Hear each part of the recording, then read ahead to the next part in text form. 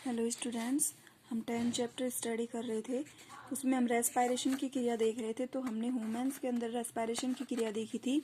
अब नेक्स्ट हमारा आता है respiration in other animals. Other animals में हमने इंसेक्ट और एयरथवॉर्म्स के अंदर जो रेस्पायरेशन की क्रिया थी वो उसके बारे में स्टडी कर लिया था।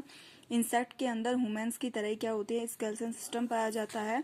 हम कह सकते हैं कि जो मनुष्य जो होते हैं उन्हीं की तरह ही इनके अंदर भी क्या हम कह सकते हैं सिमिलरली, यानी कि बिल्कुल उसी तरीके से इनके अंदर भी श्वसन की क्रिया पाई जाती है।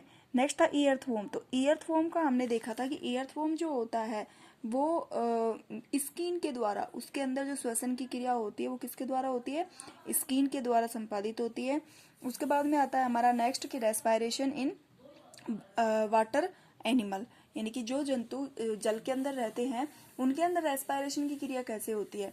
तो हम सभी को पता है कि जो वाटर एनिमल्स जो होते हैं उनके अंदर रेस्पायरेशन की क्रिया जो होती है गिल्स के द्वारा होती है, यानी कि उनकी बॉडी के अंदर कुछ ऐसी संरचनाएं पाई जाती हैं जिन्हें हम बोलते हैं gills.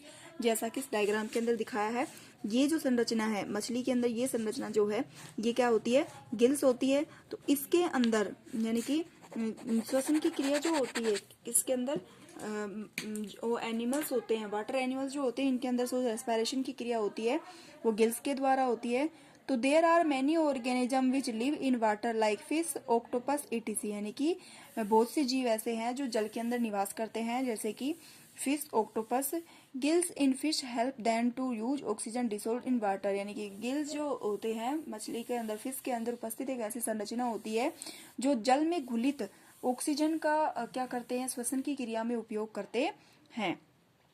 You may wonder how gills help in breathings, यानी कि हम कह सकते हैं gills are projections of the skins, कि जो गिल्स होते हैं वो क्या करते हैं स्किन्स के अंदर, स्किन के अंदर क्या होते हैं, स्किन के अंदर ही संरचना होती है, स्किन में ही ये संरचना होती है गिल्स जो श्वसन क्रिया में भाग लेती है। Gills are will supplied with blood vessels for exchange of gas, यानी कि गिल्स जो होते हैं वो क्या करते हैं जो ब्लड वेसल्स जो होती है उसके द्वारा क्या करती है, एक्सचेंज टू गैस, गैस का एक्सचेंज, यानी गैस की सप्लाई और गैस का एक्सचेंज करती हैं।